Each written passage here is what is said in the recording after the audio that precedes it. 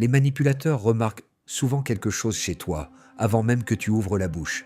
Et le plus inquiétant, c'est que tu ne te rends probablement même pas compte que tu le montres. En quelques secondes, certaines personnes peuvent déjà estimer jusqu'où elles pourront aller avec toi, ce que tu accepteras, ce que tu toléreras, et à quel moment tu risques de céder. Parce qu'avant même de chercher à influencer quelqu'un, les manipulateurs observent. Ils regardent comment tu réagis, comment tu réponds, comment tu te comportes lorsque quelqu'un franchit légèrement une limite. Et c'est là que tout devient intéressant. Car la plupart des gens pensent que la manipulation commence lorsqu'une personne essaie de les contrôler. Mais en réalité, elle commence souvent bien avant. Elle commence au moment où certaines informations deviennent visibles. Des informations que ton comportement révèle parfois sans que tu en aies conscience. Le plus surprenant, c'est que ces signaux n'ont presque rien à voir avec l'intelligence, rien à voir avec le niveau d'études, rien à voir avec la réussite. On peut être extrêmement intelligent et pourtant devenir une cible idéale. Pourquoi ? Parce que les manipulateurs ne recherchent pas forcément les personnes faibles. Ils recherchent souvent les personnes qui ont du mal à faire respecter certaines limites. Et cette différence change absolument tout. Imagine deux personnes. La première refuse immédiatement ce qui la dérange. La seconde hésite, cherche à éviter le conflit, essaie de ne pas blesser, essaie d'être comprise.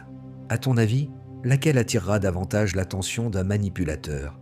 La réponse est souvent évidente, parce que les manipulateurs sont constamment à la recherche d'informations.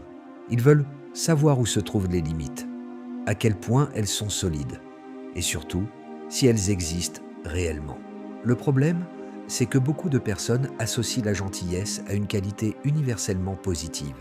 Et bien sûr, la gentillesse est une qualité. Mais lorsqu'elle s'accompagne d'une difficulté à dire non, elle peut parfois envoyer un signal très différent de celui que l'on imagine. Un signal que certaines personnes apprennent à repérer extrêmement vite. D'ailleurs, il existe un comportement en particulier que les manipulateurs remarquent presque immédiatement. Un comportement si courant que des millions de personnes le reproduisent chaque jour, sans réaliser ce qu'il révèle réellement. Et lorsque tu comprendras pourquoi ce signal attire autant l'attention, tu commenceras peut-être à regarder certaines de tes habitudes d'une manière complètement différente. Le comportement dont il est question est beaucoup plus courant qu'on ne l'imagine, et c'est précisément pour cette raison qu'il passe souvent inaperçu. Il s'agit de cette tendance à toujours vouloir éviter le conflit. À première vue, cela semble positif. Après tout, personne n'aime les tensions, les disputes ou les confrontations inutiles. Mais les manipulateurs ne voient donc pas les choses de cette façon. Eux observent autre chose. Ils observent ce qui se passe lorsque quelqu'un franchit une limite. Imagine qu'une personne te coupe régulièrement la parole, ou qu'elle fasse une remarque déplacée, ou qu'elle te demande un service qui te met mal à l'aise. La question n'est pas de savoir si cela arrive. La question est, comment réagis-tu ? Est-ce que tu exprimes ton désaccord ou est-ce que tu préfères laisser passer pour éviter un moment inconfortable ? Parce que chaque fois que tu acceptes quelque chose qui te dérange sans rien dire, tu envoies involontairement une information. Et cette information est extrêmement intéressante pour certaines personnes. Elle leur indique où se trouvent tes limites. Mais surtout, elle leur indique à quel point ces limites sont faciles à contourner. C'est d'ailleurs pour cette raison que la manipulation commence rarement par quelque chose d'important. Elle commence souvent par de petits tests, des demandes légèrement excessives, des remarques ambiguës, des comportements qui semblent insignifiants. Puis la personne observe. Elle regarde si tu réagis, si tu protestes, si tu imposes une limite, ou si tu préfères t'adapter. Parce que lorsqu'une personne comprend que tu es prêt à sacrifier ton confort pour éviter un conflit, elle découvre quelque chose de très précieux. Elle découvre que la pression n'aura peut-être même pas besoin d'être forte. Et c'est là que beaucoup de gens confondent deux choses totalement différentes. La gentillesse et l'absence de limites. Tu peux être une personne profondément bienveillante, tout en sachant dire non. Tu peux être respectueux, tout en refusant ce qui te semble injuste. Tu peux être calme, sans être passif. Le problème, c'est que de nombreuses personnes ont appris à associer le refus à quelque chose de négatif. Alors, elles s'excusent, elles hésitent, elles se justifient, elles cherchent à ne décevoir personne. Et sans le vouloir, Elle révèle parfois un deuxième signal que les manipulateurs remarquent extrêmement vite. Un signal encore plus puissant que la difficulté à dire non. Et ce signal est directement lié au besoin d'être apprécié par les autres. Ce besoin d'être apprécié est beaucoup plus puissant qu'on ne le pense. Parce qu'au fond, personne n'aime être rejeté. Personne n'aime décevoir. Personne n'aime avoir l'impression d'être mal vu par les autres. Et les manipulateurs le savent parfaitement. Ils savent que certaines personnes sont prêtes à faire énormément d'efforts pour préserver l'image qu'elles renvoient. Alors, elles évitent de contredire. Elles évitent de déranger. Elles évitent de déplaire. Même lorsque cela va clairement à l'encontre de leurs propres intérêts. Le problème, c'est que ce comportement révèle quelque chose de très important. Il révèle que l'approbation des autres influence fortement certaines décisions. Et lorsqu'une personne découvre cela, elle possède déjà un levier potentiel d'influence. Imagine quelqu'un qui te fait constamment sentir que tu lui dois quelque chose. Un compliment, une faveur, une attention particulière. Au début, cela semble anodin. Puis progressivement, tu commences à ressentir une forme de pression invisible. Tu ne veux pas paraître égoïste. Tu ne veux pas paraître ingrat. Alors tu acceptes certaines choses que tu aurais normalement refusées. C'est précisément ainsi que de nombreuses manipulations commencent. Non pas par la peur, non pas par la contrainte, mais par le besoin de préserver une relation ou une image positive. Et c'est ce qui rend ce mécanisme si difficile à repérer, parce qu'il donne souvent l'impression d'être une preuve de gentillesse, alors qu'en réalité, il s'agit parfois d'une difficulté à assumer ses propres besoins.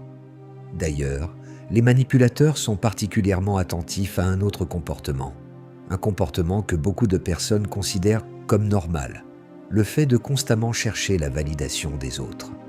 Lorsqu'une personne doute systématiquement de ses choix, demande l'avis de tout le monde avant de prendre une décision ou cherche en permanence à être rassurée, elle envoie involontairement un signal. Elle montre qu'elle ne fait pas entièrement confiance à son propre jugement. Et pour quelqu'un qui cherche à influencer les autres, cette information est extrêmement précieuse, parce qu'il devient alors beaucoup plus facile d'orienter les décisions, de semer le doute, de suggérer certaines idées, puis de les présenter comme des évidences. Mais ce qui est fascinant, c'est que la plupart des gens ne remarquent même pas que cela est en train de se produire. Ils ont simplement l'impression d'être aidés, conseillés, guidés. Alors qu'en réalité, certaines personnes sont déjà en train d'influencer subtilement leur manière de penser. Et c'est précisément là que se trouve l'erreur la plus dangereuse. Car le signal le plus recherché par les manipulateurs n'est ni la gentillesse, ni le besoin d'être apprécié. C'est quelque chose d'encore plus fondamental. Quelque chose qui influence presque toutes les situations dont nous venons de parler. Et ce signal est probablement le plus important de tous, parce qu'il influence directement la manière dont les autres te traitent. Ce signal, c'est la valeur que tu accordes à tes propres limites. La plupart des manipulateurs ne cherchent pas des personnes naïves. Ils ne cherchent pas forcément des personnes fragiles. Ils cherchent des personnes qui doutent suffisamment d'elles-mêmes pour remettre constamment leurs propres limites en question. Des personnes qui se disent « je réagis peut-être trop. Ce n'est peut-être pas si grave. Je devrais peut-être faire un effort. » Encore une fois, ces pensées semblent inoffensives, mais lorsqu'elles deviennent systématiques, elles créent un problème. Parce qu'à chaque fois que tu ignores un inconfort légitime, tu apprends inconsciemment à ton cerveau que tes limites sont négociables. Et lorsque tes limites deviennent négociables, certaines personnes commencent à les négocier à ta place. C'est précisément pour cette raison que les manipulateurs repèrent souvent les mêmes profils. Des personnes gentilles, responsables, empathiques, des personnes qui veulent comprendre les autres avant de penser à elles-mêmes. Le paradoxe, c'est que ces qualités sont précieuses. Elles ne sont pas le problème. Le problème apparaît lorsque ces qualités existent sans limite suffisamment solides pour les protéger. Parce qu'à partir de ce moment-là, ce qui devrait être une force peut parfois devenir une vulnérabilité. Et c'est probablement la chose la plus importante à retenir de cette vidéo. Les manipulateurs ne remarquent pas toujours une faiblesse. Ils remarquent souvent une absence de limite, une difficulté à dire non, une difficulté à décevoir, une difficulté à faire confiance à son propre jugement. Et la bonne nouvelle, c'est qu'aucun de ces comportements n'est permanent. Ce sont des habitudes. Et les habitudes peuvent changer. Car au fond, se protéger de la manipulation ne consiste pas à devenir froid, ni méfiant envers tout le monde, ni avoir des manipulateurs partout. Il s'agit simplement d'apprendre à accorder autant de valeur à ses propres limites qu'aux besoins des autres. Parce que lorsque tu apprends à faire cela, beaucoup de personnes cessent soudainement de te percevoir comme une cible facile. Alors si cette vidéo t'a parlé, écris simplement « Je comprends » dans les commentaires. Je suis curieux de savoir combien d'entre vous se reconnaissent dans certains de ces comportements. Et si tu veux comprendre davantage les mécanismes invisibles qui influencent tes émotions, tes décisions, tes relations et ton cerveau, abonne-toi à Synapse Lab. Parce qu'ici, notre objectif n'est pas simplement de te donner des conseils, notre objectif est de t'aider à comprendre ce qui se passe réellement dans ton esprit. Et parfois, comprendre le mécanisme est déjà la première étape pour reprendre le contrôle.